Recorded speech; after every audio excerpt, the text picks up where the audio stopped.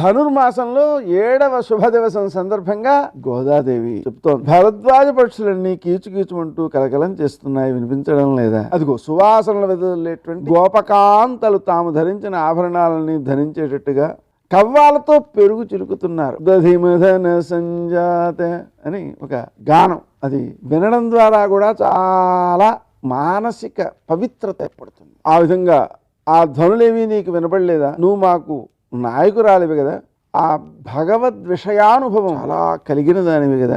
నారాయణుడే ఇప్పుడు కృష్ణుడిగా మన భాగ్యం కొద్దీ అవతరించాడు కదా. కేసీమదైనటువంటి రాక్షసుల్ని చంపి మన కష్టాలను గట్టెక్కించాడు కదా. మనమంతా కృతజ్ఞంగా ఉండాలి కదా. ఏం చేస్తాం కృతజ్ఞతగా? ఆయన గానం చేస్తాం, ఆయన నామాలని కీర్తన చేస్తాం. ఆయన వాటిన్నిటినీ కూడా వింటూనే ఇంకా పడుక్కునే ఉన్నామేమిటమ్మా? మేము పాడే పాటలు ఆనందంతో స్వీకరించాలి కదా. నువ్వు ఎంతలా మెరిసిపోతున్నావు, అయినా లేచిరా అమ్మ తల్లి, వ్రతం ఆచరించడానికి ఆలస్యం చేయడం దేనికి అని గోపకన్యను లేపుతోంది ఆండాళ్ళు. ఈ విధంగా సూర్యోదయ పూర్వం మనం సత్ఫలితాలను సాధించడం కోసం ఆ బ్రాహ్మీ ముహూర్తాన్ని సద్వినియోగం చేసుకోవాలి.